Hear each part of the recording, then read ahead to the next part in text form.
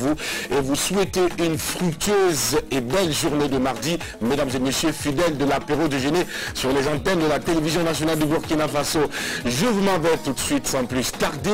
Vous souhaitez en tout cas le meilleur pour cette journée et permettez également à la team de vous adresser son bonjour. Et juste après, nous allons, mesdames et messieurs, vous présenter les articulations de ce rendez-vous du mardi. Drabo le chancelier est avec nous pour le début de cette aventure. Bonjour Drabo, comment est-ce que tu vas? Sinon, ça va bien. Je vais particulièrement aujourd'hui m'adresser à nos téléspectateurs. D'accord. Voilà, c'est vrai que c'est compliqué, mais voilà. Donc on va saluer les gens. D'accord. On parle beaucoup français ici.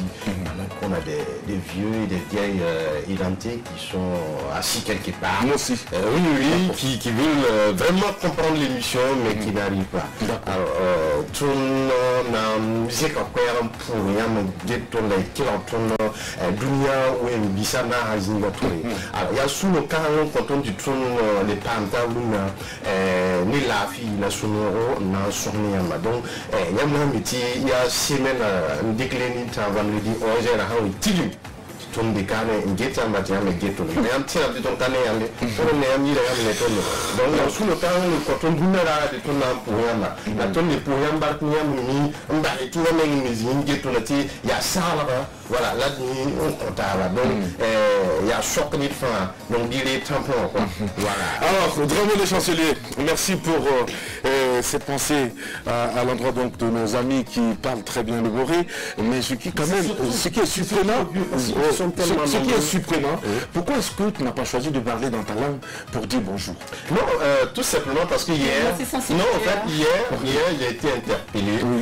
On dit, c'est pas un vieux, je me suis arrêté dans une boutique en fait. Voilà.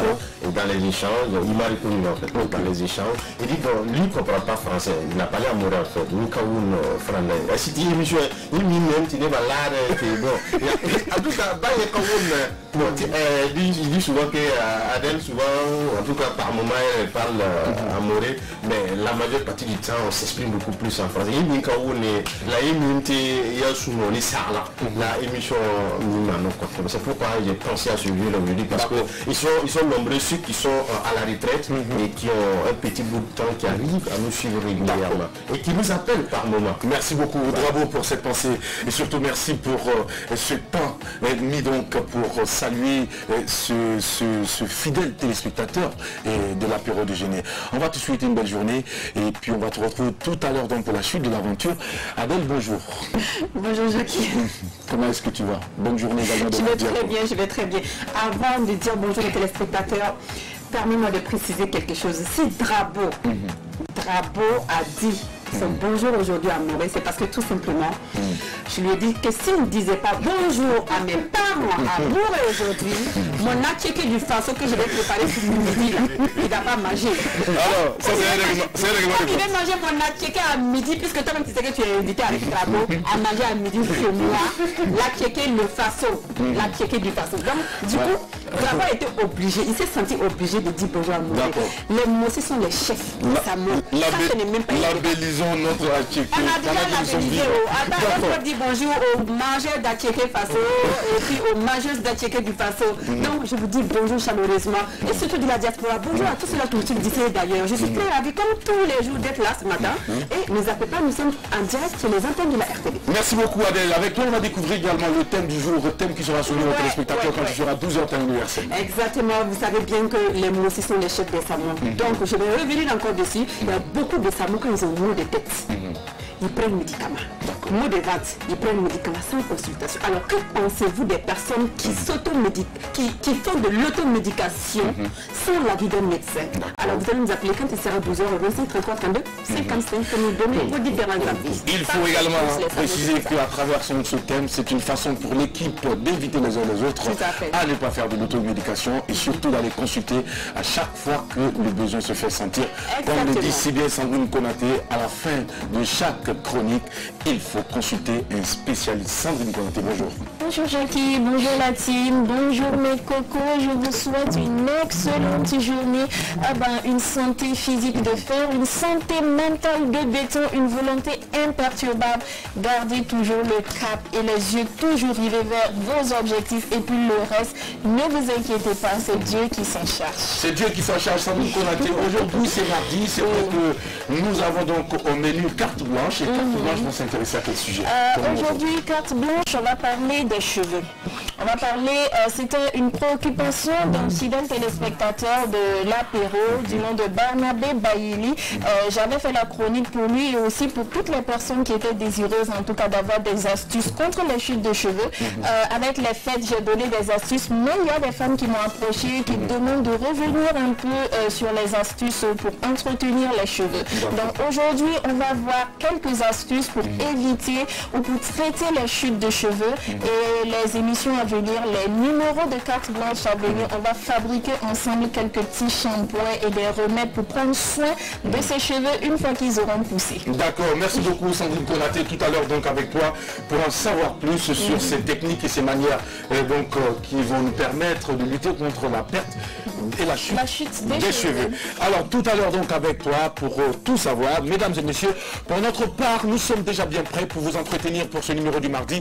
Allons tout de suite à la rencontre des jeunes artistes, auteurs, compositeurs de la sphère musicale ici au Burkina Faso qui nous propose ce magnifique clip afin donc de nous permettre d'entrer de plein pied dans cette aventure donc de l'apéro déjeuner du jour. Il s'appelle Adesic, il chante l'hypocrisie. On regarde et puis on se parle juste après. Bienvenue à toutes et à tous.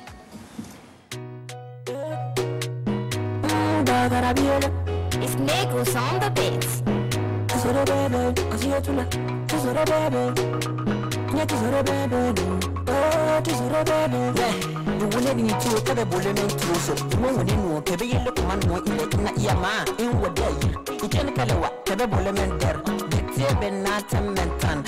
Nalo ndakara ebe fara ko bete na paka cha fuche beba kama mi angurne leme e chango kule kebe gwa yang bebe ka biu kan na indre abun biu abon la domene na o ene bi tefu na nemena awakare no ninyemena abesi no ninyemena abesi no ninyemena tagarati no tarana tino tarana tagarati no tarana no ninyemena abesi no ninyemena Adosi, no ninyemena. Adosi, no ninyemena. Fumi to the Quebec at a pound. Fuman the Beck at a challenge never eat a pound. Fumi the Quebec over betane. Sound of a bound, the Bebanga man way. Dagarati no tarana, no ninyemena. Timia no tara. Action on a tarman, the moon in the can order me man. Fumi will need to have a music at a for a porter on it. Una sang and a put in my Garapina Budina de Vienne. Otana, you're on Manon, Buka on Nana, yet you don't know to me. Don't make a bend on a flight to get to the challenge, the Sobole and Bolo Tanga, all of them to Ulu Metanga, Mama, young man, Matanga, and my thinking about it, Kaudame, Kat on Gil and Buka on Nayana, who do me one up, who made up any beauties, Nicha, Nika, Yeleka, your label, and your directory, Jonathan, you in Hadada, Aya Salona, Eri, Bagara Kulida, Gazalani Kuli, for me, Yada Luz in a bar, amen, that day I did a I am a champion, and your talk, or you, Bagara India, no Nimena, Negus, Tony Bay, Nana, Papa Frena, Alessandra, Alessatile, Anna, beautiful, Tinadiana. In a heavy telephone, Namena, our car, no Nimena, Abesi, no Nimena, Abesi, no Nimena, Bagaratino Tarana, Tino Tarana. Tagarati no tarana, no ninyemena. Abesi no ninyemena. Abesi no ninyemena. Abesi no ninyemena. Abesi, abesi, abesi no ninyemena. Abesi no ninyemena. It's Negros on the beats.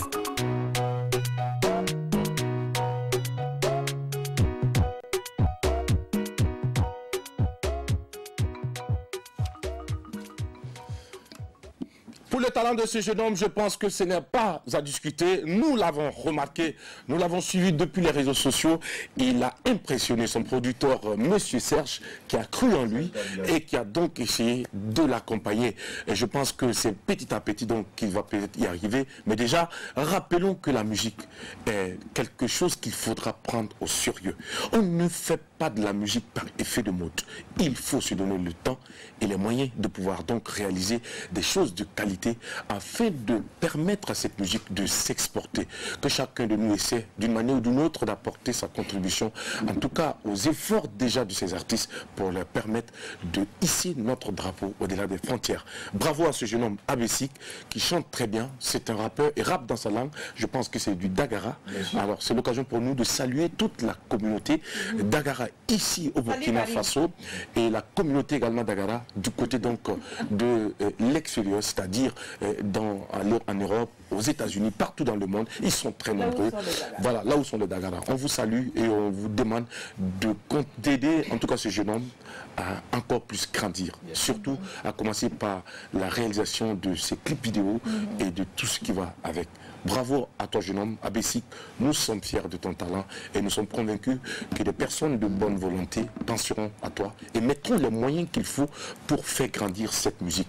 Karine, je pense que tu auras également cette mission d'apporter ta pierre parce que c'est ton frère, il faut mettre l'argent. La musique, il faut de l'argent, c'est important. Alors, nous allons tout de suite aller pour installer notre invitée parce qu'elle est déjà sur notre plateau. C'est une jeune dame burkinabé que nous rencontrons. On parle du cinéma aujourd'hui avec elle. Transition, tranche de vie pour l'installer maintenant.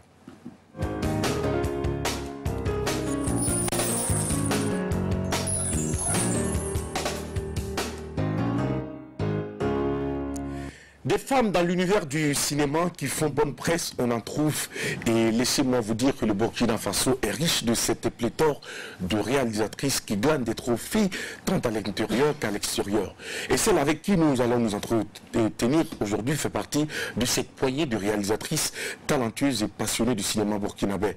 Elle est originaire du Faso, elle appartient à cette génération de réalisatrices africaines désireuses de se frotter à des sujets de films exigeants. Sensibilité féminine, un nouveau level, une autre façon de faire. Alors le cinéma sont entre autres les motivations de sa présence dans cette galaxie du 7e art.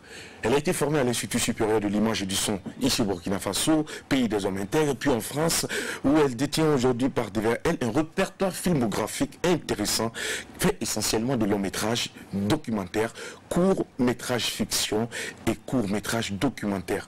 Paris, mon paradis, par exemple, primé au FESPACO en 2011, à Montréal, au Burundi, en Italie, puis à Marseille, et le cimetière des éléphants qui traite donc de l'œuvre missionnaire des Pères Blancs en Afrique, particulièrement au Faso, qui fait son actualité. Bonjour, chère dame Éléonore Yamego, et bienvenue sur notre plateau dans Tranche de vie. Bonjour à vous, bonjour à toute l'équipe. Merci de me revoir et de me recevoir plutôt. Je suis très émue parce que quand on vient de l'extérieur, qu'on est reçu à la télévision nationale, on se sent chez soi, on se sent vraiment appartenir à cette jeunesse africaine, cette jeunesse burkinabé qui a envie de montrer la capacité de faire aussi des films, de raconter des histoires au monde entier. Et si nous le faisons, c'est tout simplement parce que nous l'avons aussi compris. Nous avons compris que vous, burkinabé de la diaspora, vous vous battez au quotidien. Vous œuvrez donc pour justement faire parler de notre pays au-delà des frontières, raison pour laquelle nous avons pour mission également de vous mettre en lumière. Et je pense que c'est bien motivé. On a toutes les raisons de vous recevoir, madame. Mais moi, je ne me considère pas comme de la diaspora parce que je suis née à Ouagadougou, j'ai grandi à Ouagadougou, je suis de la première promotion de l'Institut français, l'Institut supérieur de l'image et du son. Et c'est à mes 30 ans que je suis partie en France, donc ça fait une dizaine d'années que je suis en France. Donc je me considère pleinement comme une Burkinabé, comme une Ouaganaise, et j'ai les mêmes droits que les artistes, que les auteurs, réalisateurs ou réalisatrices burkinabés. Que vous soyez diaspora ou non, vous êtes burkinabé et nous sommes fiers de vous avoir sur le plateau, madame. Alors, tout de suite, on va aller dans le vif du sujet avec vous. Ça va aller vite parce que nous avons beaucoup de choses à apprendre aujourd'hui avec vous. On sait que vous êtes natif du Burkina Faso, mais exactement où? Vous êtes né où? Je suis née à Gunga, à la maternité de Gunga. Donc pour ceux qui me connaissent, j'ai fait mes premiers pas culturels, je vais dire. Parce qu'avant de venir au cinéma, j'étais un peu dans le showbiz. Donc j'ai commencé avec un groupe de jeunes filles à Gunga qu'on appelait les coccinelles à l'époque. On organisait des soirées. Puis après, j'ai été manager d'artistes. Donc j'ai même dû manager le groupe Yélène et d'autres. Et c'est petit à petit que je suis arrivée au cinéma. Petit à petit que vous êtes arrivé au cinéma. Ouais. Alors, qu'est-ce qui vous a empêché de rester dans le showbiz? Parce qu'à l'époque, quand même, le showbiz, on ne comptait pas beaucoup les femmes dans le milieu. Certainement, vous étiez l'une des rares femmes que l'on rencontrait dans l'univers du showbiz. Je suis arrivée au cinéma parce que tout simplement, j'habite à côté du stade, du 4 août. Où se passe l'ouverture et la clôture du FESPACO à l'époque. Donc j'ai été nourrie par tous ces cinéastes qui foulaient le tapis rouge pour recevoir les trophées. Donc j'avais à l'époque comme icône Fantanako, que j'admirais beaucoup. Je me disais un jour j'aimerais être comme elle, j'aimerais aussi faire des films. Mais le problème c'était comment se former. Comment se former. Et puis en 2005, à l'Institut, ISIS, l'Institut supérieur de l'image et du son, qui a ouvert ses portes. J'ai passé le concours, j'étais admise, donc je fais partie de cette première promotion de l'Institut supérieur de l'image et du son. Alors, que retenez-vous de votre temps dans le showbiz? Est-ce que vous avez de bons souvenirs ou des mauvais souvenirs? Je pense que j'ai de bons souvenirs dans le showbiz parce qu'à l'époque c'était fun en fait. C'était fun, il n'y avait pas toutes ces... Il n'y avait pas de l'hypocrisie. Aujourd'hui, je sens que c'est un milieu un peu malsain. Mais à l'époque, on faisait la chose pour s'amuser, on s'accompagnait. Il y avait des sponsors encore qui soutenaient les événements. Et on n'était même pas conscient en fait du danger. Donc on organisait des soirées, piscines, on ne prenait même pas de maître nageur pour sécuriser les comptes parce que c'était la jeunesse.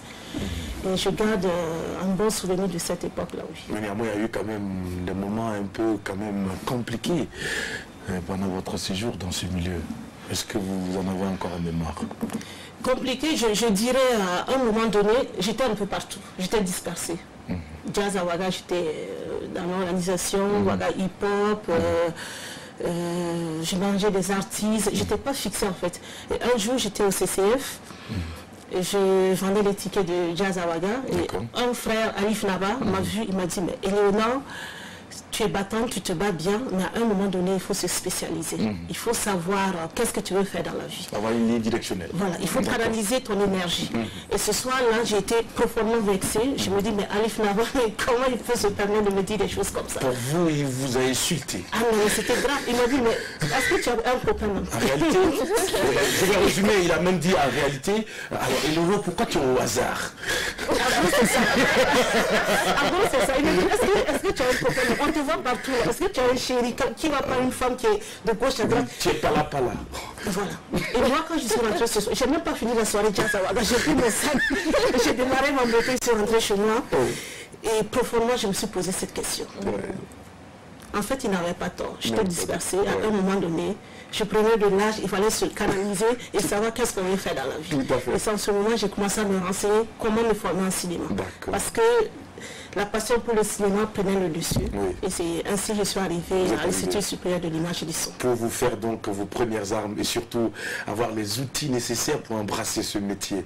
Alors, on va dire merci à Alif Naba en regardant cette caméra, parce qu'il a contribué à changer un pan de votre vie. Ben oui, voilà, je pense qu'il n'a pas changé de ligne, il est toujours resté l'ami fidèle, le petit frère qui se prend pour un grand frère. D'accord, ah d'accord, ok, merci de nous rappeler alors.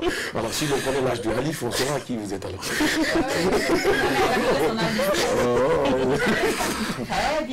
D'accord, ok. Alors, madame, la place de la femme dans le cinéma reste une question épineuse posée sur toutes les tables. Parmi donc les près de 1790, je parle sous contrôle, ce sont des chiffres vérifiés, donc des cinéastes qui ont vu leurs films sélectionnés depuis 1946 au Festival de Cannes par exemple. On ne compte que 82% de réalisatrices, soit 82 réalisatrices, soit 4,7%. Ces chiffres, est-ce que vous interpellent? Ces chiffres vous inquiètent? Ou ces chiffres vous donnent encore plus de force de pouvoir œuvrer à occuper une place de choix dans ce domaine? Donc je pense que la place que la femme occupe aujourd'hui dans le cinéma, que ce soit sur le plan international ou national au Burkina Faso, je pense que c'est une place légitime en fait. Il y a quelques années, les femmes, elles n'avaient même pas le droit de travailler, elles n'avaient même pas le droit à voter. Donc aujourd'hui tout est possible. Donc je pense que le cinéma aussi c'est normal qu'on soit un peu en retard par rapport aux hommes. Donc on fait notre chemin et doucement, je pense qu'aujourd'hui les hommes ils ont compris qu'ils peuvent compter sur la détermination parce que nous avons un regard féminin qu'on impose aussi sur les écrans aujourd'hui. Est-ce que vous pourrez aller contre cette illustration qui a été bien faite avec ce film? On se rappelle encore, c'était le film des tout petits enfants. Je ne sais pas si vous avez connu ce film. On parle donc du livre de la jungle, l'un des films les plus machistes de l'histoire, où 98% des dialogues sont tenus par les hommes. À l'époque, je ne sais pas si vous vous rappelez de ce film, où on parlait toujours de Mowgli, Balou, Bagheera, Shere Khan. Est-ce que vous vous rappelez? Dans ce film, il n'y avait que des voix masculines. Mais c'est des films qui, comme on appelle ici, des dessins animés qui ont bercé notre enfance. Mais moi, je trouve ça normal parce qu'à l'époque, ou même de nos jours, dans certaines sociétés, la femme n'a pas beaucoup droit à la parole. Elle est plutôt dans l'action. D'accord. L'action de servir, l'action malheureusement de la soumission. Et ce film traduit ça, ce film, dessin animé traduit ça en fait. C'est dommage, mais c'est la réalité de nos sociétés. Et je pense qu'avec la nouvelle génération de réalisateurs, la tendance est en train de changer parce qu'on apporte un nouveau regard, une nouvelle façon aussi de raconter des histoires. Et la femme, elle a sa place dans le cinéma. La femme a sa place dans le cinéma et vous venez comme celle qui vient apporter du renouveau au 7e art. C'est ce que vous nous laissez entendre. Et nous savons donc que ces places qu'on accordait auparavant, autrefois à ces femmes, vous allez revoir la position, vous allez revoir les chiffres, vous allez changer les lignes. Alors, qu'est-ce que vous comptez concrètement apporter? Qu'est-ce que vous comptez faire réellement? Est-ce que vous allez donner les premiers rôles aux femmes? Est-ce que vous comptez vous faire accompagner par un grand nombre de femmes, par exemple, pour constituer l'équipe technique? Qu'est-ce que vous comptez exactement faire? Et non, parce que c'est votre point d'honneur. Vous dites, vous allez apporter du renouveau au monde du cinéma africain. Donc, je ne sais pas si mon ambition c'est de révolutionner le cinéma. Je pense que je ne sais pas si j'ai cette capacité. Et le cinéma que je fais, ce n'est pas un cinéma féministe. D'accord. Je suis consciente qu'il faut qu'on mette la femme à l'honneur dans le cinéma, mais je ne revendique pas un cinéma féministe parce que je pense que dans un premier temps, quand on dépose un dossier pour la recherche de financement, c'est l'originalité du scénario qui compte. La question du genre... Voilà, la question du genre ne se pose pas.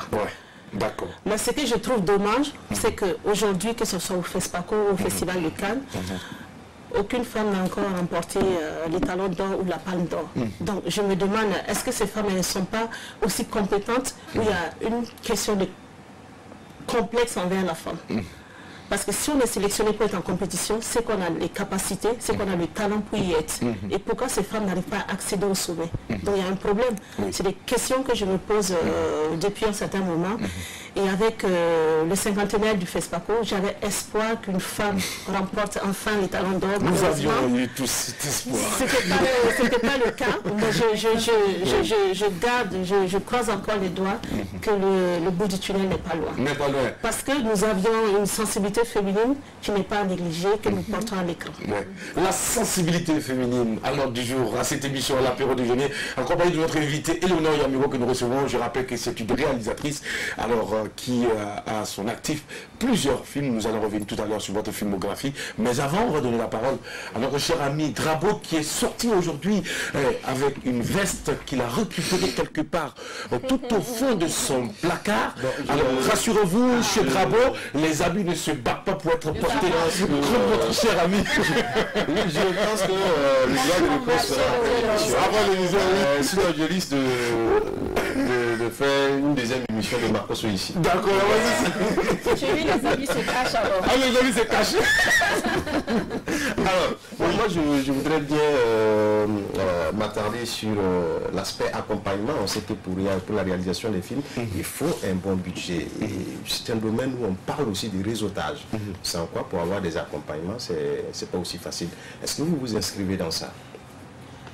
Parce que par moment, ce que vous appelez communément les bailleurs de fonds, c'est par affinité, par moment, et non sur le synopsis de votre film. Est-ce que vous vous inscrivez dans ça?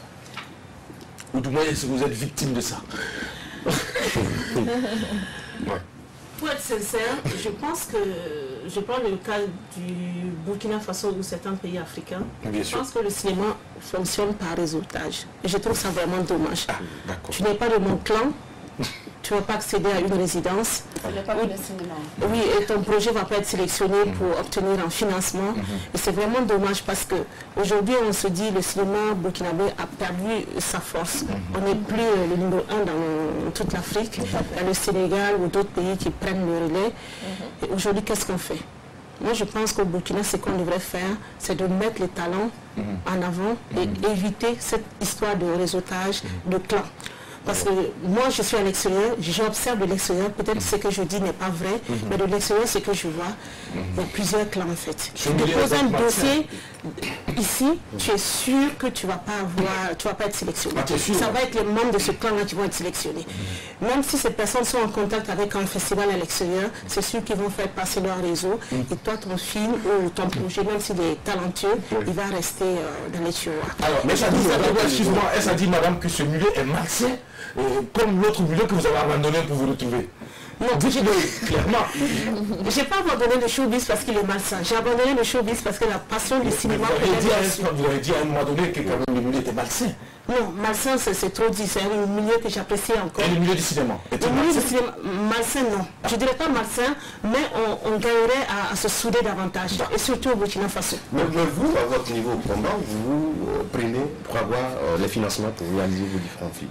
Je pense que, je ne dirais pas ma force, mais bon, un peu dans le sens, c'est que j'ai un pied en Occident et un pied ici. Vous avez un très puissant carnet d'adresses. Non.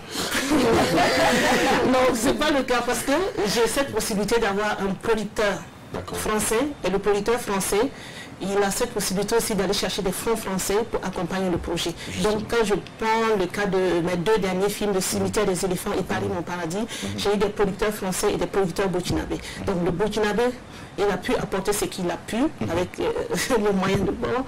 Et le producteur français a apporté pratiquement 80% du budget avec les régions et puis des fonds comme le CNC et autres.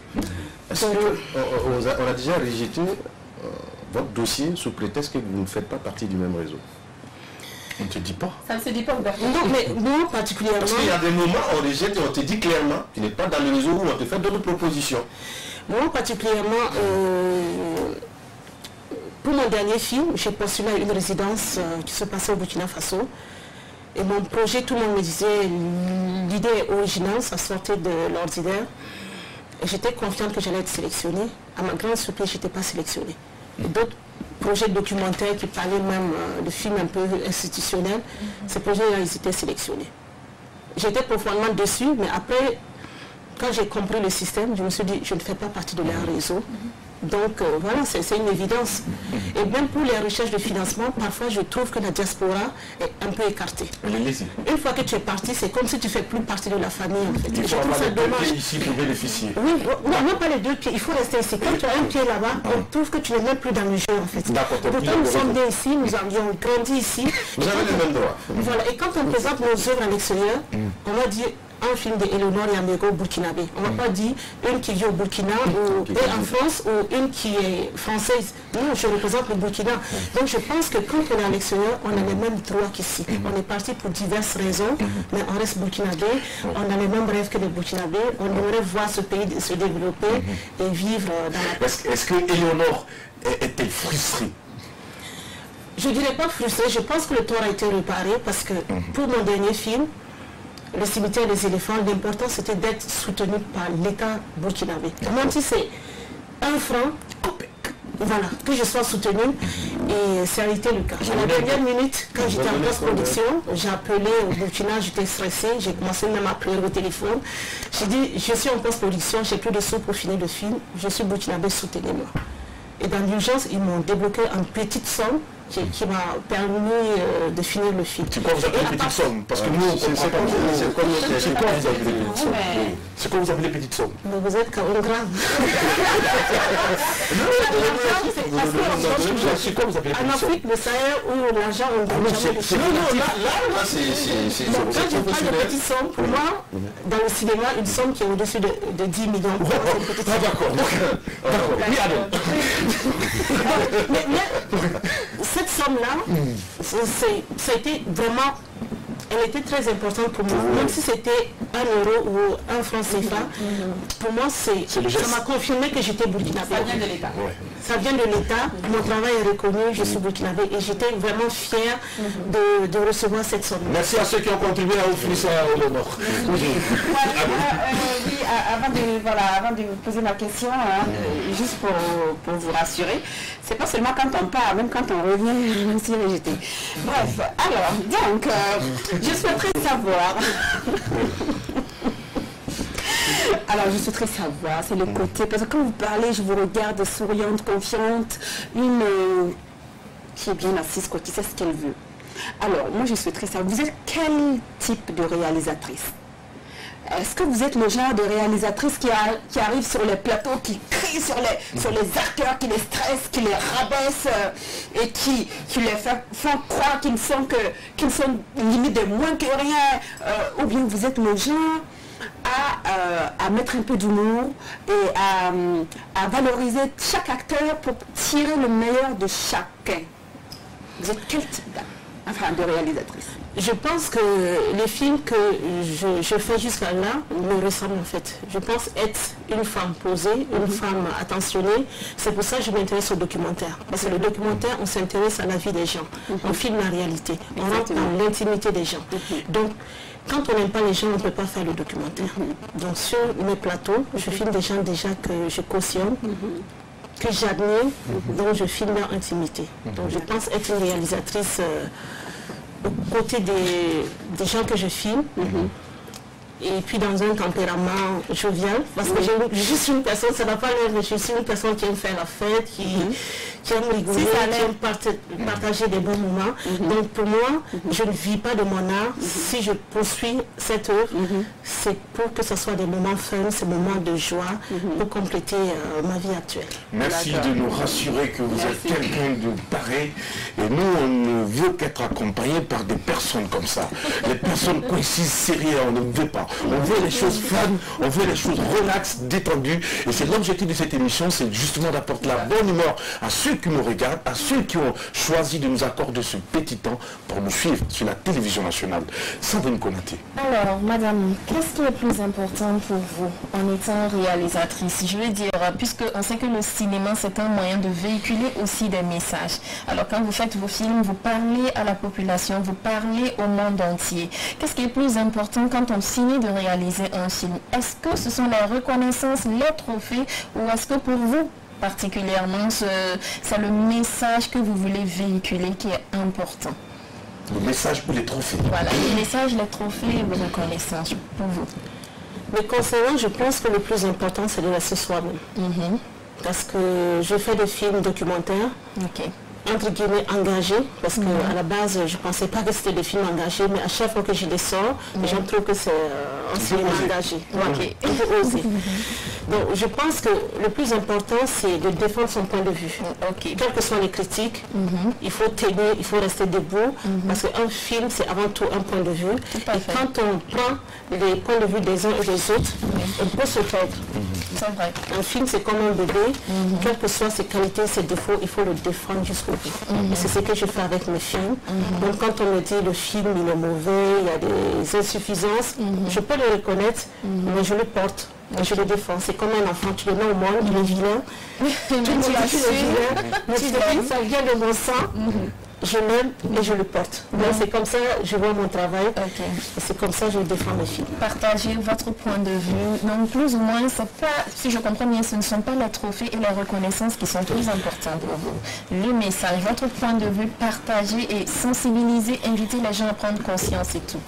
Ça. Si j'avais le pouvoir de changer les choses dans ce milieu cinématographique, j'allais supprimer les trophées. D'accord. Parce que je trouve qu'on souffre autant pour faire nos films. Oui. La recherche de financement, le tournage, la post-production, tout ça c'est une étape, c'est des étapes de stress en fait. Donc quand on arrive à un festival, ça doit être les moments de grâce où on profite, où on respire, ça devient plus tendu, on se dit est-ce que je vais gagner, est-ce que je vais signer. Pour moi, on devrait pouvoir montrer nos œuvres sans être en compétition. Parce qu'un cinéma, c'est un point de vue. On ne peut pas mettre un film de guerre avec un film d'amour en compétition. C'est des gens très différents et je trouve ça dommage. Mais je reconnais que quand on reçoit un prix, ça nous booste en fait à faire mieux. Ça nous booste à reprendre confiance, à se dire j'ai ma place dans ce milieu, je peux encore proposer des choses. Ce qui ne vous a pas empêché d'aller récupérer les trophées du Conseil supérieur de la communication au FESPACO en 2011, ce qui ne vous a pas empêché d'aller récupérer le prix du meilleur documentaire au Festival Vue d'Afrique à Montréal en 2011, ce qui ne vous a pas encore empêché d'aller prendre un trophée du meilleur documentaire au Festica Burundi 2011. Et en plus, le prix du public au Festival Lumière d'Afrique Marseille, est-ce le prix du public ou le prix du jury qui vous intéresse, madame? Je pense que pour tout réalisateur, c'est le public qui compte. D'accord.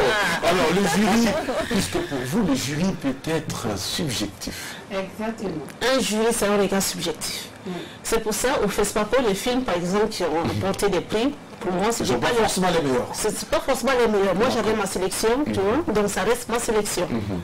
Mais le public... Dans un an, si on met les mêmes films avec un autre jury, c'est pas sûr que c'est les mêmes films qui vont remporter. Tout à fait. Alors, vous vous réjouissez lorsque vous obtenez un prix du public plus que lorsque vous recevez un prix du jury. Mais c'est naturellement... C'est naturellement. Oui, c'est Est-ce que naturellement. c'est pareil pour tous les réalisateurs que vous connaissez que vous Je ne connais pas l'avis de tous les réalisateurs, mais je pense que la grande majorité, oui. Parce que on fait des films pour le public, et le plus important, c'est de les toucher, en fait. Alors, je rappelle donc que vous êtes auteur donc, de Cimetière des éléphants, dont nous allons en parler tout à l'heure, à travers donc, le synopsis que vous allez partager avec nous, et puis nous dire également toute la grosse communication que vous allez mettre derrière pour permettre au grand public de découvrir le contenu de ce film, parce que vous l'avez dit sur ce plateau, votre objectif c'est de passer le message, c'est que les gens puissent comprendre ce que vous voulez véhiculer comme message. Et il y a également en 2014, vous êtes l'auteur du court-métrage fiction et jour d'été, et 2013, Mon amour, court-métrage et fiction, je m'arrête là, mon amour. Est-ce que c'est quoi qui vous a conduit à écrire, à mettre en image ce court-métrage, Mon amour, ça parle de quoi? Mon amour, c'est un court-métrage de 6 minutes, mais qui veut tout dire. D'accord. J'étais à une période de ma vie où j'étais un peu perdue dans ma vie personnelle. J'avais besoin de marquer ce moment-là par un court-métrage. 6 minutes. 6 minutes, c'est assez pour raconter une vie. 6 minutes, qu'est-ce qui a été dit en 6 minutes qui résume toute une vie ou une déception ou des choses que vous avez cumulées et emmagasinées au fond de vous? Dans ce film, c'est un couple mixte où la femme elle est incomplise, elle est artiste. Et son mari, qui est dans notre milieu, ne comprend pas le travail que la femme fait, qui la méprise et qui pense qu'elle devrait changer de métier. Donc les tensions sont telles qu'elle finit par tuer son mari à la fin. Parce qu'elle est humiliée, écrasée, et n'en pouvait plus. Est-ce la passion pour ce métier qui l'a conduit à commettre ce crime pour vous, ou est-ce parce qu'elle voulait justement sa liberté? Non, moi je pense que c'est les frustrations en fait. C'est les frustrations. Cette femme, elle était frustrée, elle était passionnée par son art. Elle avait besoin d'un homme, pas forcément artiste, parce que souvent les artistes cherchent des artistes, mais elle avait besoin d'un homme tout simplement pour la porter, pour la soutenir. Mais ce monsieur l'écrasait, lui disait que tu n'es pas capable, tu ne vas jamais arriver, va changer, change de métier, faire autre chose. Et petit à petit, elle finit. Un jour, elle pète les plombs. Une qui était une femme douce, elle poignarde son mari. Est-ce un pan de votre vie? Non. J'ai déjà tué personne. Donc vous avez vécu cette situation? Vécu cette situation, j'ai eu des moments où j'ai été en contact avec des hommes dans ma vie qui n'ont pas compris mes choix. Justement. Et je sais que c'est pas franchement cette situation, beaucoup de femmes la vivent. Oui. Donc je voulais mettre une lumière sur cette problématique des femmes artistes qui ne sont pas soutenues par leur mari et qui finissent par baisser les bras. Qui sont incomprises. Fort heureusement que pour votre cas, vous n'êtes pas allé jusqu'au crime passionnel. Non, mais je pense que ma personnalité n'allait pas me conduire là. Parce que je suis toujours dans le dialogue. On est rassurés. Madame, reste avec nous pour la suite de cette émission. Nous manquons un temps pour Sandrine Konaté qui nous entretient dans Carte Blanche. J'espère que vous ne perdez pas très souvent les cheveux. On dit très souvent que les personnes qui réfléchissent beaucoup, qui sont tout le temps confrontées aux difficultés de la vie, qui à longueur de temps passent leur temps à percuter la tête contre les problèmes, finissent par perdre les cheveux. Ce qui justifie la majorité des têtes chauves que nous rencontrons dans notre cité. Alors, quand vous voyez un chauve, il faut le respecter. C'est quelqu'un qui porte des problèmes. C'est quelqu'un qui réfléchit. C'est quelqu'un qui résout des problèmes. Puisqu'à faute de gratter et trouver les solutions, les cheveux finissent par laisser la place au cuir chevelu qui brille. À la limite, s'il utilise... Attention à la foudre, si tu es dans une piscine. En France, les gens ne perdent pas les cheveux, mais les cheveux blanchissent en fait, suite au problème. Ici, quand les cheveux blanchissent pour une catégorie de jeunes, rassurez-vous, c'est l'opulence. Ah non, l'opulence, c'est... Ici, quand... Vous pouvez voir un jeune de 30 ans avec les cheveux tout blancs, c'est le stress malheureusement. Le stress, tout à fait. Les cheveux ne poussent pas, peut-être ça ne tombe pas, peut-être c'est dû au froid. Ici, quand ça tombe, ça blanche. Ce sont les difficultés. Oui, madame. Transition, sans réponse.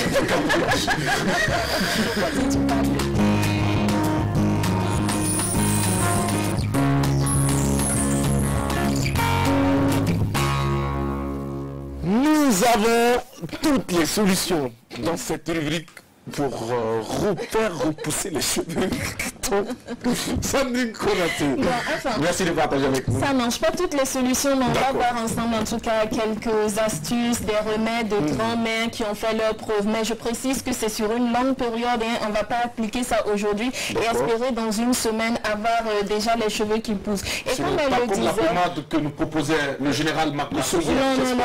Non, ce n'est pas ça. Et comme notre invité le disait, la chute des cheveux, ça peut être dû au stress. Ça peut être dû aussi à une carence alimentaire, carence en fer, en certaines vitamines, zinc, et puis voilà, le stress. Et la vitamine E surtout. Voilà, le stress et les difficultés de la vie. Il y a aussi, on parle d'automédication. L'automédication également peut favoriser la chute des cheveux et aussi certains traitements quand c'est sur une longue période. Mais il faut toujours en parler au médecin. Alors, avec l'avis de votre médecin, voici quelques remèdes pour traiter la chute des cheveux naturellement. La première astuce, c'est le shampoing au miel. Il vous faut 1 à 2 œufs. Selon 1 à 2 œufs, je dis parce que selon le volume des cheveux. Si vous avez les cheveux volumineux, vous prenez 2.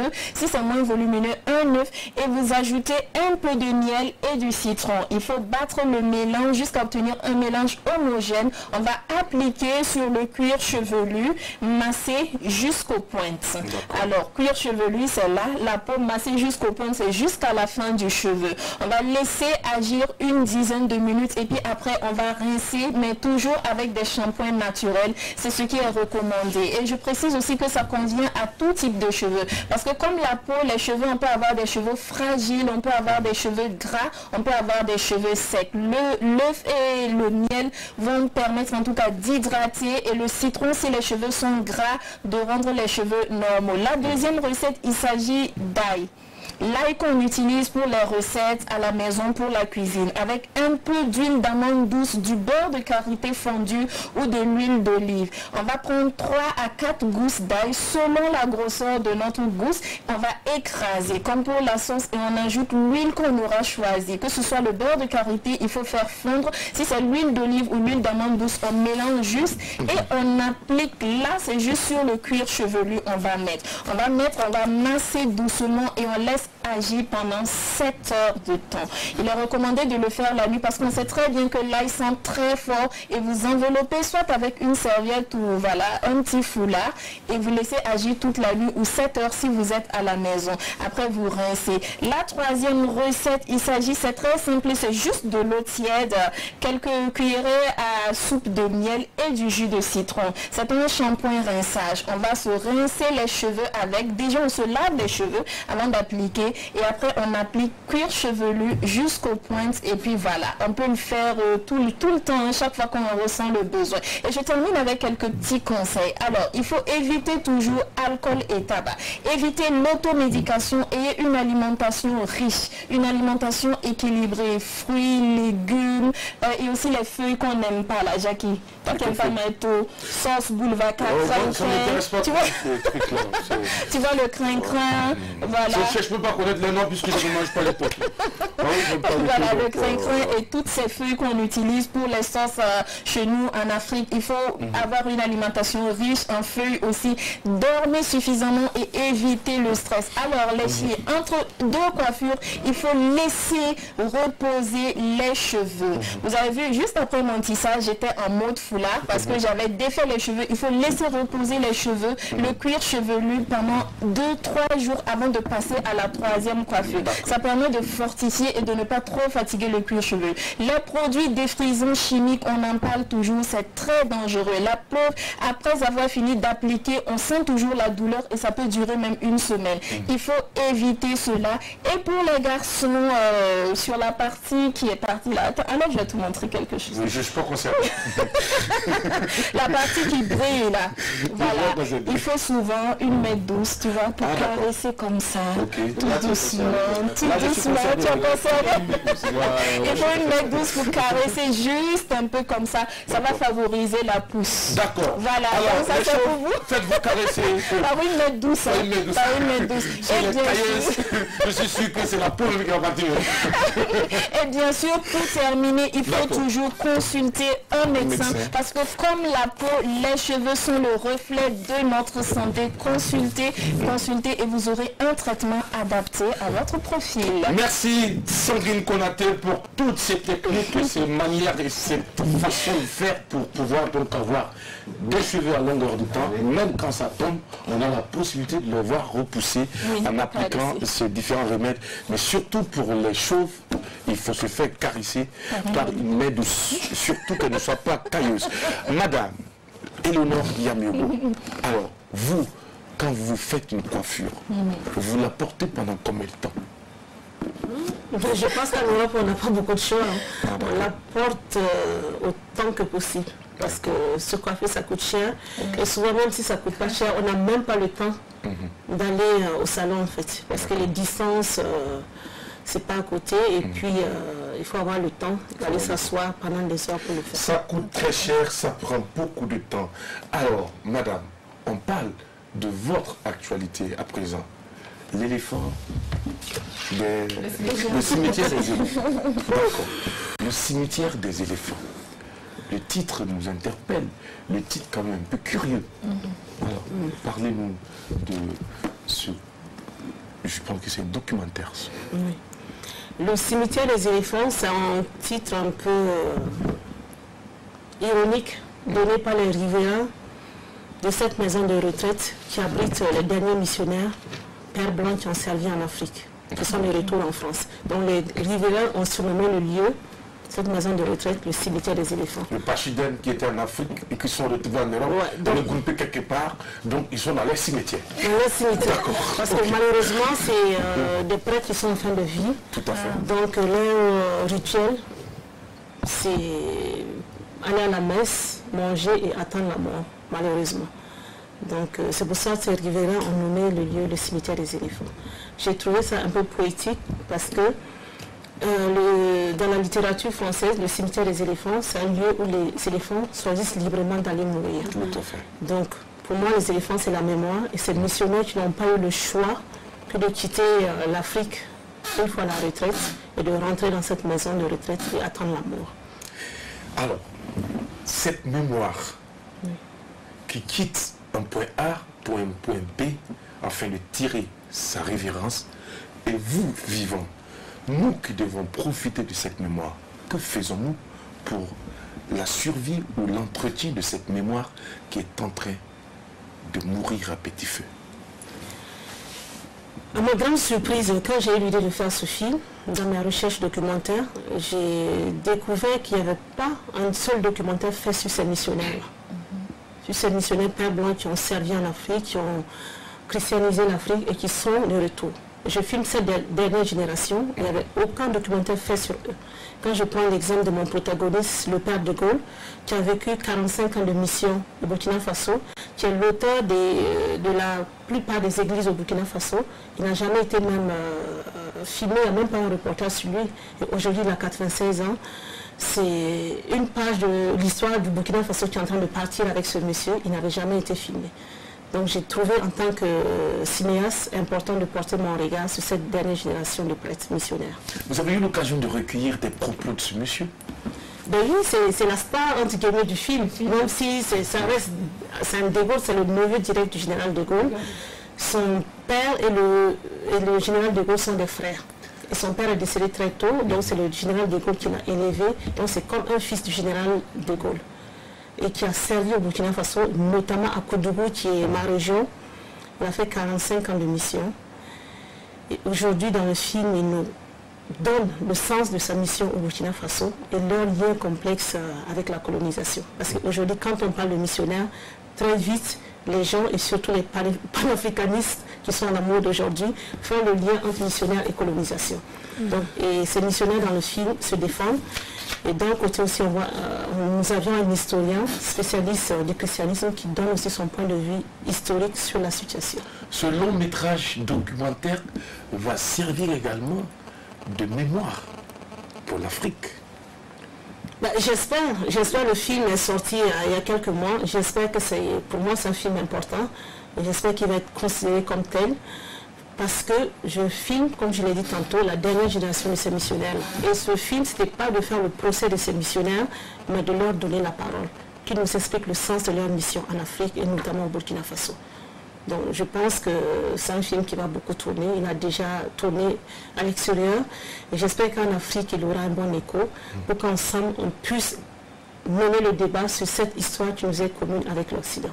Alors, qu'est-ce qui fait par Eleonore et toute son équipe pour que bon nombre de cinéphiles puissent donc profiter de ce magnifique long documentaire que vous nous apportez et qui nous ramène donc à la rencontre de l'histoire, notre histoire, qui a donc été quelque part aussi construite par ces missionnaires. Donc il faut rappeler que le cimetière des éléphants a fait sa grande première au FESPACO.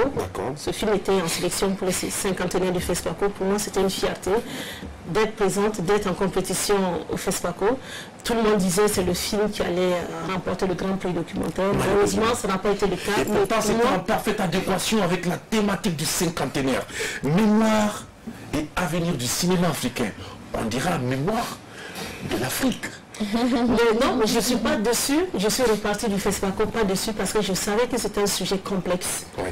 Aujourd'hui, parler de Dieu, parler de religion, c'est pas facile. Donc, en m'attaquant à ce sujet, je savais à quoi je m'attendais. Et je m'attendais aux critiques actuelles. Donc, que le film ne soit pas primé, ce n'était pas une surprise, mais je suis repartie avec plein de contacts. Plein d'énergie pour donner vie à ce film. Donc la preuve, le film a eu 2 prix. 2 prix. Au Burundi, au Cameroun, et une mention spéciale dans un autre festival. Donc je pense qu'il y a un bon chemin pour ce film.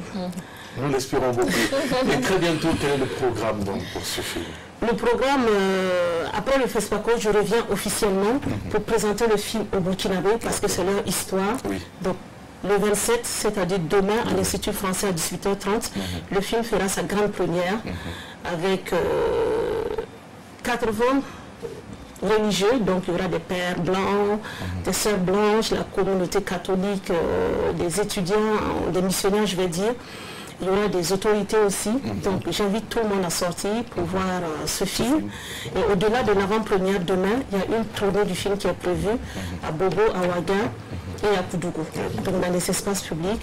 Donc pour ceux qui nous suivent sur les réseaux sociaux, nous allons mettre le programme. Vous allez communiquer assez. Oui, Drabo. Oui, elle disait tout à l'heure qu'elle s'attendait aux critiques actuelles. Est-ce à dire qu'après la sortie de ce film, il y a eu des critiques sur ce film? Si oui, par les acteurs ou par les cinéphiles qui ont déjà eu à suivre ce film? Et quelles sont les critiques que les gens font? Donc, je pense qu'avant tout, le cinéma, c'est un point de vue. Et dans ce film, c'est mon point de vue, étant chrétienne. Mais vous dites que vous attendez aux critiques actuelles. Je m'attends aux critiques parce qu'aujourd'hui, avec les réseaux sociaux, tout le monde est devenu panafricaniste. Quand tu fais un sujet en lien avec l'Occident, et quand tu ne cherches pas à 100% l'Occident, tu as raté ton film. Exactement. Voilà. Et aujourd'hui, l'ennemi, c'est C'est ce que je veux savoir. Oui, mais je pense qu'avant même que le film sorte, il y a certains Burkinabés dans le monde professionnel qui ont récupéré même mes publications sur Facebook, qui ont fait des articles pour commencer à dire oui, elle défend la cause des missionnaires, pourtant c'est même pas le propos de mon film, ils n'ont même pas vu le film, mais ils ont commencé déjà à attaquer le film. Je pense que tout ce qui concerne la religion aujourd'hui, la foi, c'est des sujets sensibles. Et je pense qu'on doit permettre à chacun d'avoir son point de vue. Sinon, qu'est-ce qu'on fait de ces millions de fidèles qui y croient, qui passent leur dimanche à l'église? Oui, je pense que les missionnaires, tout n'a pas été parfait, mais il y a eu des choses aussi parfaites. Est-ce que vous avez mis en lumière les choses qui n'ont pas été parfaites? Le film évoque ça. Le film parle des choses qui n'ont pas été parfaites. Alors, il faut l'ébranlement de nos structures. De l'ébranlement de nos structures par ces missionnaires-là.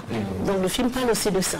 Mais le film aussi met en lumière ce qui a été fait par ces missionnaires, notamment la construction des écoles, des dispensaires, qui ont permis de créer une première élite au Burkina Faso. Et même la formation de plusieurs personnes dans le domaine de l'éducation, de la santé. Mais aujourd'hui, avec le contexte actuel, c'est des choses que beaucoup ne veulent même plus entendre. Pourtant, historiquement, les faits sont là. L'histoire reste l'histoire et l'histoire ne ment pas. Ça, vous le connaissez. C'est vrai, et l'histoire ne ment pas. On parlait tantôt du rôle de la femme dans le cinéma. C'est pas simple. Aujourd'hui, vous êtes réalisatrice. C'est vrai qu'avant, la femme dans le cinéma, elle était plutôt plus comédienne. Elle était plus comédienne, utilisée entre griffes pour sa beauté, pour vendre le film, pour vendre le message du film. Mais de plus en plus, on voit des femmes telles que vous, productrices, réalisatrices, derrière la caméra. Et aujourd'hui, est-ce que vous n'avez pas l'impression que le fait que les hommes aient du mal à donner leur place aux femmes dans le milieu du cinéma, parce que même quand vous êtes en compétition, on voit toujours les films des hommes qui sont primés au détriment des films des femmes. Est-ce qu'on n'a pas l'impression que c'est cette image d'avant où la femme était plus utilisée pour sa beauté, pour vendre le film, qui fait qu'aujourd'hui les hommes ont du mal à reconnaître qu'elle puisse aussi être capable de créer comme lui? Est-ce que ça ne serait pas l'une des causes je ne vais pas dire stigmatisation, mais de cette question du genre dans le cinéma? Je pense qu'il faut aller par secteur en fait. Quand je prends le cas du Burkina Faso, les hommes ou le monde professionnel, quand on voit arriver une femme dans le secteur culturel, on pense qu'elle est là pour chercher quelque chose. Voilà. Elle est là pour sa beauté, chercher des hommes. On ne peut pas se dire c'est un être humain. Elle a quelque chose aussi à apporter à la culture. Elle a une histoire à raconter. Très vite, on se dit, ah oui, soit elle est là pour chercher des blancs. Parce que souvent, à l'époque, sur les plateaux de tournage, les techniciens, c'était des techniciens blancs qui venaient de l'extérieur pour apporter des contributions. Dans les blancs à l'époque, c'était les jackpots. Voilà, c'est ça. Donc, il y a cette image. Je me souviens à l'époque, quand j'ai commencé l'école de cinéma ici, il y a certaines personnes, je ne dirais pas le nom, de mes formateurs, ils ont dit cette dame-là, est-ce qu'elle ne vient pas pour chercher des hommes sur le plateau, en s'inscrivant à l'école, au monde des Blancs. Et quand il a fallu m'envoyer des étudiants en Belgique pour le stage, je n'étais même pas sur la liste parce qu'ils se disaient si elle part, elle ne va plus revenir. Elle va s'accrocher à un blanc. Son visa. Oui, elle ne va plus revenir. Mais sans connaître mon histoire, je connaissais déjà l'Occident, ce n'était même pas mon objectif. Moi, je suis passionnée de l'art et j'avais décidé de me spécialiser dans le cinéma. Mais on me regardait comme une qui venait dans le milieu pour chercher des Blancs. Mais après, aujourd'hui, je pense que ces personnes-là, elles doivent avoir honte. Vous changez les fusils d'épaule. Je fais partie de ceux qui tiennent. Parce que quand on fait à l'école, c'est une chose, on peut avoir 20 sur 20 à l'école, mais le terrain, c'est autre chose. Voilà, c'est pour ça que je demandais, est-ce que ce n'est pas dû à ça? Le fait qu'avant, la femme, dans le cinéma, elle était plus utilisée pas pour sa beauté, elle est belle. Même aujourd'hui, il y a certaines jeunes filles qui vont dans le cinéma juste parce qu'elles se trouvent belles. Quand deux personnes lui disent, ah ma chérie, tu es belle, après elle se dit, ah j'aimerais ressembler à telle actrice, je veux faire carrière dans le cinéma et tout ça. Qu'est-ce que ça veut dire par rapport à ça? Donc, moi je pense que souvent aussi c'est les femmes qui cultivent aussi cette image-là. Parce qu'arriver au cinéma parce qu'on se trouve belle, c'est une erreur en fait. Parce que dans un film, quand je te demande de jouer le rôle d'une folle, je n'ai pas forcément besoin que tu sois une folle et que tu sois belle. J'ai besoin que tu aies un peu de folie, que tu aies des traits de quelqu'un. Oui, vous dites que la beauté est relative. Histoire de beauté est relative. Moi, je peux te trouver laide, soit te trouver jolie. Écoutez, cette question de beauté, il faut que les femmes enlèvent ça de leur tête. Mais en Afrique, en général, la beauté, on a des critères pour désigner la beauté. C'est ça, en fait. De toute façon, ça dépend du centre d'intérêt. D'accord, ça c'est pas faux aussi. Alors, Eleonore Yamigo, restez avec nous pour la suite de cette émission. On va rappeler le thème du jour et je rappelle que le téléphone est ouvert maintenant pour vos différents appels. Vous nous appelez donc pour nous donner votre avis sur le thème du jour et pendant ce temps l'invité reste avec nous. Nous allons sans doute revenir avec vous tout à l'heure. Oui. Ça passe vite. Hein. Oui, déjà 12 heures. Ouais. Passé de 2 minutes en temps universel, je vous rappelle l'heure depuis donc Rio, c'est chez moi. Alors pensez à regarder la caméra parce que je trouve votre sourire magnifique. Les dents bien blanches. C'est vrai que comme on se parle, voilà, c'est vrai. Pensez à regarder votre caméra parce que j'aimerais bien que nos téléspectateurs profitent du même sourire là que moi j'ai en place. Alors, pour le thème de ce jour, que pensez-vous des personnes qui prennent des médicaments sans consulter de médecin, un petit mot de tête, une angine, mal au ventre, et puis on devient docteur, on se prescrit des médicaments, on ouvre le placard, on se sert tout simplement. Que pensez-vous de ces personnes-là qui font de l'automédication? Donc, vous allez nous appeler dès à présent au 25 33 32 55 et le numéro ne va pas tarder à s'afficher. D'accord, merci beaucoup Adèle pour le rappel du thème, le numéro de téléphone également qui va s'afficher ou non. Dans tous les cas, nous allons vous le rappeler à chaque instant pour vous permettre donc de mémoriser, de pouvoir nous appeler et pour nous donner votre avis sur le sujet du jour. En attendant qu'il y ait des réactions, on va poursuivre notre entretien avec notre invitée Eleonore Yamigo qui est réalisatrice. Et aujourd'hui, nous savons également qu'on a déjà quelqu'un en ligne. Bonjour. Oui, est-ce qu'on peut parler plus fort s'il vous plaît? Ok, bonjour. Bonjour. Alors, votre nom c'est quoi? Mon nom c'est Claude Caboret. Monsieur Claude Caboret. Oui. Vous nous appelez depuis quelle localité, monsieur Claude? Depuis la belle ville de Sia. Alors, Claude, bienvenue à l'apéro. On vous souhaite une belle journée de mardi. On vous écoute. D'accord, bon. Moi, en tout cas, l'automédication n'est pas bien. C'est pas bien, d'accord? Oui. Même pour un simple mal de tête là, il faut aviser un agent de santé. D'accord. Souvent les mêmes manifestations de la maladie, c'est pas pareil. Autrement, il faut aller voir un médecin, aller en consultation. D'accord. Merci beaucoup pour votre participation, votre contribution. On vous souhaite une très belle journée depuis la belle ville de Sia, M. Caboret. Et merci d'avoir choisi l'apéro de Géné pour vous entretenir. Alors, oui, on va poursuivre. Alors, vous avez vécu le 50aire du cinéma africain, Eleonore Yamigo. Aujourd'hui, le cinéma africain, on ne dira pas qu'il n'est plus comme... On sait qu'il n'est plus comme ce qu'il était auparavant. Aujourd'hui, il y a eu quand même des efforts qui sont faits. Aujourd'hui, le cinéma est en train de prendre une autre dimension. Est-ce que vous pensez plus tard, dans 10 ans, 5 ans, quelle est la place du cinéma africain à l'échelle mondiale pour vous, dans 10 ans? Quelle sera la place du cinéma africain? Waouh. Je pense qu'il faut être un marabout, un pasteur pour deviner vraiment la place de cinéma. Vous pouvez savoir s'il va baisser de forme ou il va continuer à monter. Ah non, moi je pense que le cinéma d'Afrique a un bel avenir devant lui, parce qu'avec cette nouvelle génération qui se forme davantage, avec les réseaux sociaux aussi qui amènent les jeunes à chercher plus. Donc je pense qu'on ira de plus en plus vers de belles œuvres pour, je dirais même pas égaler, pour dépasser même ce que nos aînés ont fait. Parce que quand on prend le cas du Burkina Faso, depuis l'époque de Gaston Kaboré, Idrissa Ouedraogo, on a l'impression que la nouvelle génération, on n'arrive pas à monter plus haut que nos aînés. Donc, c'est dommage, mais je pense que c'est lié aussi au financement qui sont très réduits aujourd'hui. Est-ce que les aînés avaient le même financement que vous? Mais c'est ça. Ils avaient même pas, nous on n'a pas eu la même formation même que nos aînés, parce qu'à l'époque il y avait des bourses pour envoyer nos aînés en Europe, en Russie. Aujourd'hui, ils ne bénéficient pas aussi de la cagnotte comme vous aujourd'hui pour c'est ça. Qu'est-ce qui fait que vous n'arrivez pas à atteindre le niveau? Moi j'allais poser la question, est-ce que c'est pas le numérique? Le numérique aussi contribue parce qu'avec le numérique, très vite on sort des écoles, on pense qu'on est professionnel, on pense qu'on est cinéaste, qu'on est prêt, on ne prend même pas le temps de maîtriser même la technique, de former une belle équipe. Très vite on va tourner pour montrer que moi aussi je peux faire des choses. Voilà, donc malheureusement c'est ça. Mais à l'époque, où on tournait en pellicule, c'était très cher, que pour avoir des financements, il fallait avoir déjà un dossier béton, il fallait montrer ses compétences. On a quelqu'un en ligne, on revient avec vous pour la suite de l'entretien. Bonjour. Oui, bonjour monsieur. Bien. Et chez vous, comment vous appelez monsieur? Oui, Zango Gilbert. Monsieur Zango, vous nous appelez depuis quelle localité? Banfora. Là? Banfora. Le Banfora. Il y a le Bangui là-bas actuellement? Oui. Ah bon? Oui. Vous avez eu la dose ce matin? Non, ce matin, non. Ah, c'est dommage. Alors, monsieur de la Gévélio, on vous écoute, monsieur.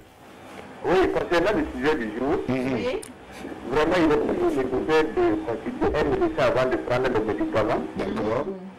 Oui, mais souvent les raisons qui font que les gens ne consultent pas le médecin avant de prendre le médicament.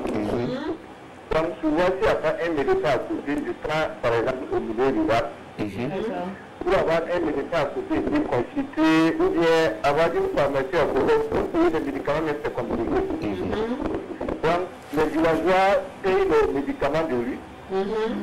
Et tout le monde voit que ça a des conséquences négatives sur leur santé. Donc vraiment, si on peut consulter des médecins avant de prendre les médicaments, c'est nécessaire. D'accord. Voilà, merci beaucoup. Merci et bonne journée depuis Banfora. Très bientôt pour la consommation du Bangui sans modération. Alors, madame Eleonore Yamiogo, est-ce que vous connaissez Mbabwanga, monsieur Hippolyte Wangarawa? Bien sûr. Vous le connaissez très bien. Oui, est-ce que vous êtes au courant de son projet qu'il est en train de mettre en place? Un projet qu'il a baptisé donc le Lado Woods, pour ramener à ce que vous appelez le Nollywood, qui est une industrie. Ah non, je ne suis pas au courant. Non. Alors, donc on vous informe sur ce plateau que ce monsieur est en train de mettre en place un gros projet, à l'image donc de cette industrie de Nollywood que vous aimez beaucoup, et c'est dénommé le Lado Wood. Que pensez-vous de ce projet? Mais je pense que c'est la personne légitime pour le faire parce que... Mais déjà, vous avez quand même au moins une idée de ce que cette chose ce projet va contribuer à faire, à apporter dans le cinéma burkinabé. Mais oui, quand on prend l'exemple du Nigeria, le Nollywood a contribué vraiment à faire un véhicule.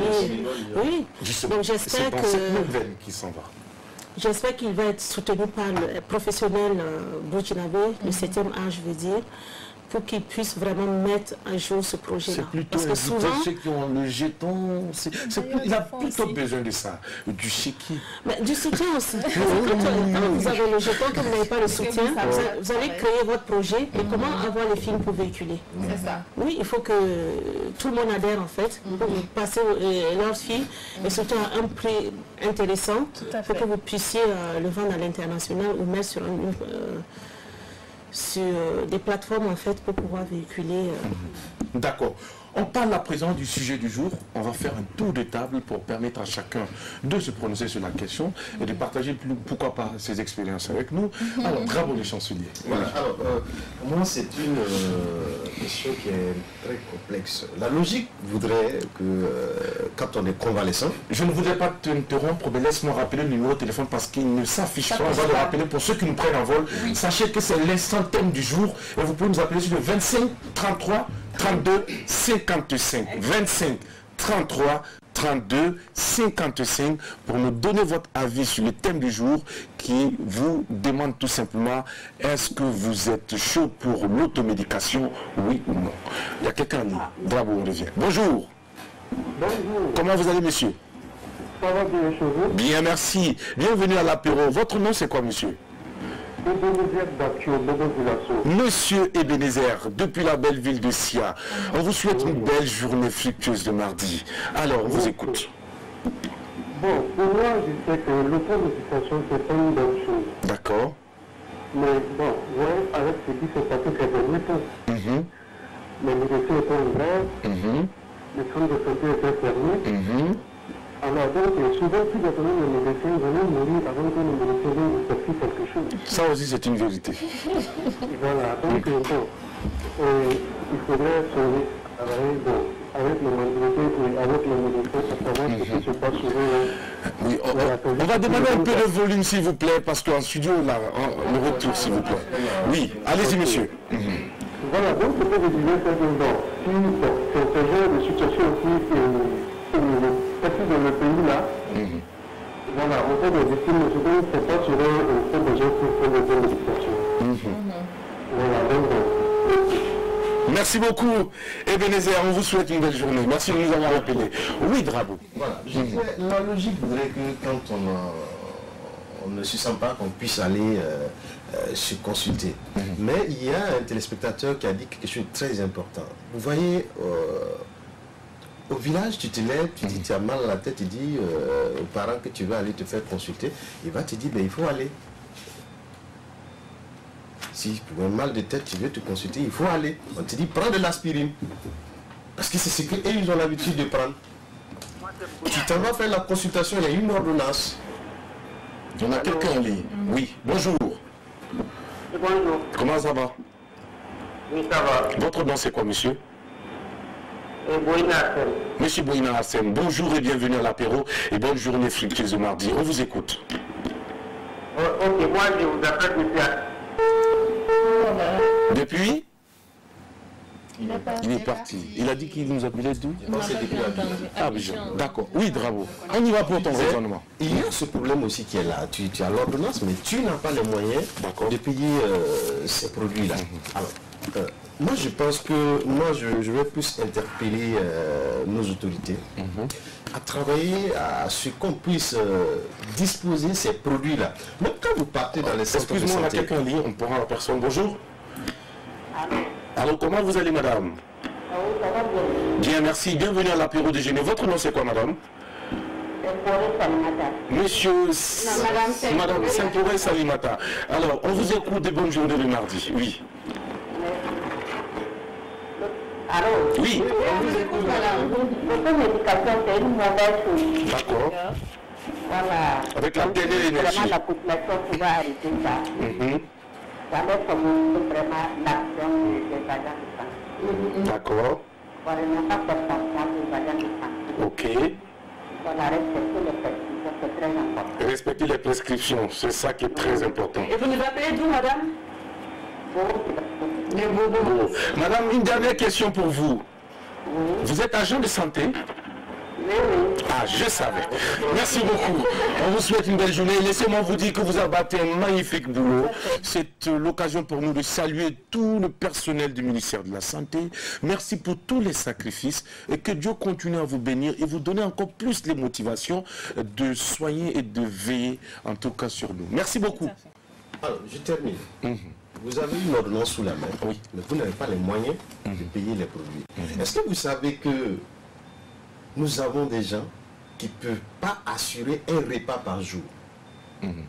Et ce monsieur, il a mal à la tête, il dit, il n'a qu'à aller se faire consulter. Pendant ce temps, la consultation est payante. Elle est payante. D'accord. Donc il y a un travail d'abord qu'il faut faire. C'est pourquoi je dis j'interpelle d'abord nos autorités. Même la gratuité dont on parle, c'est pas aussi évident.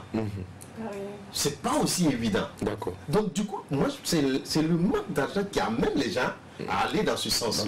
Je suis désolé s'il n'y a pas quelqu'un qui est là, qui a un mal, qui sait que si je viens voir Jackie, je pourrais trouver un problème à mon mal là, et puis il ne va pas venir. D'accord. Mais quand tu te retrouves les poches vides, tu es obligé de faire avec ce que tu as. D'accord. Quelqu'un on revient tout à l'heure pour arracher tes derniers propos. Bonjour.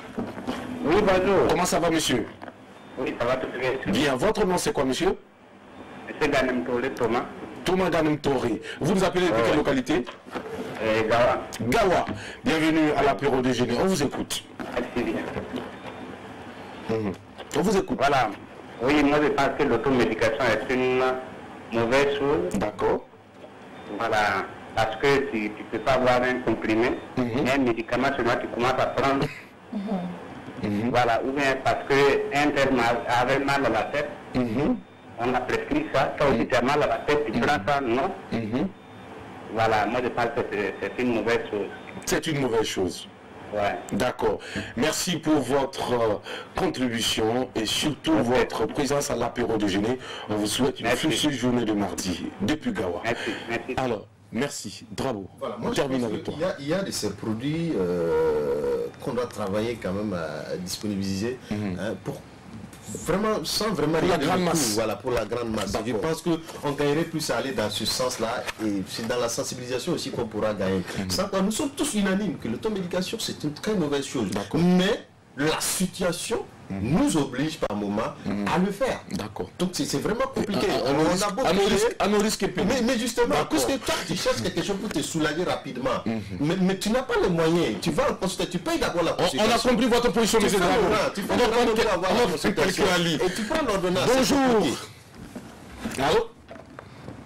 Bonjour. Allô? Oui, bonjour. Comment ça va? Oui, ça va chez vous. Bien, merci. Madame s'appelle comment? Bonnement Mouniratou. Mouniratou Delma nous appelle depuis quelle localité? Ouagadougou, la capitale. Bienvenue et bonne journée de mardi. On vous écoute par rapport au thème du jour. D'accord, moi je pense que le thème de l'éducation est une bonne chose, mais il faut voir la réalité des choses. D'accord. Voilà, supposons une personne qui a mal à la tête, et puis il part à l'hôpital. Avec le roi qui est là. Il fait que même s'il va avoir la consultation, ça lui prend beaucoup de temps. D'accord. Il peut rester à la maison, prendre des calmants et puis revenir. Vous pensez que quoi? Nous, et puis il peut voir la réalité.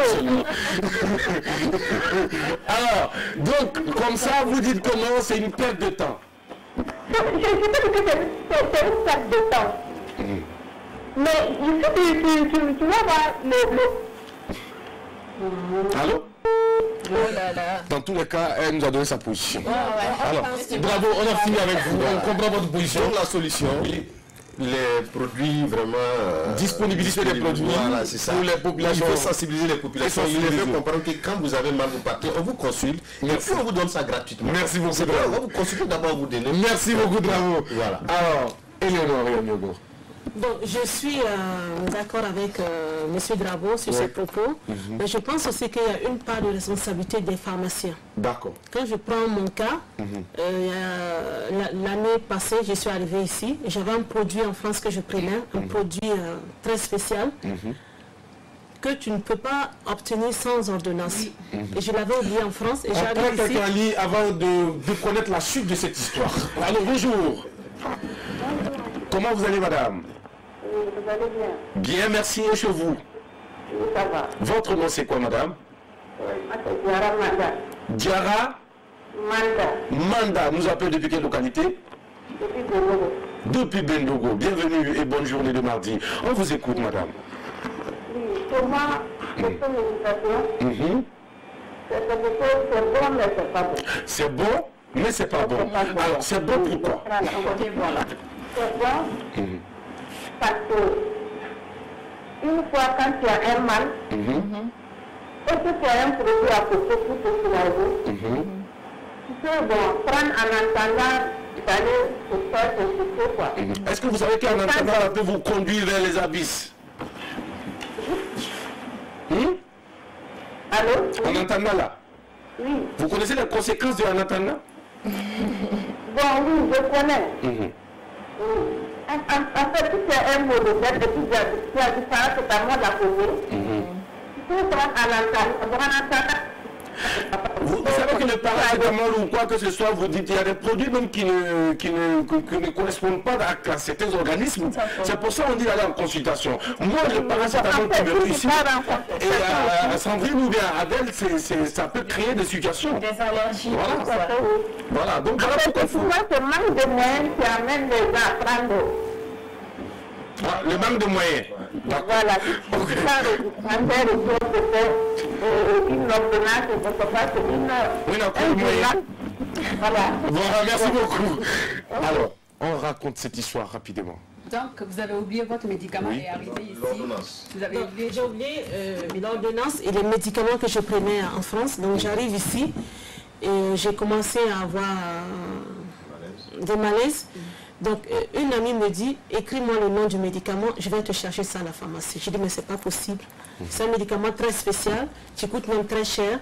Et en France, même pour avoir ça, c'est compliqué. Je dis, donc, c'est pas possible que tu puisses l'obtenir ici sans ordonnance. Elle m'a dit, non, non, non, écris. Donc, j'ai écrit le médicament, je lui ai remis les sous. Et à ma grande surprise, elle me revient avec le médicament.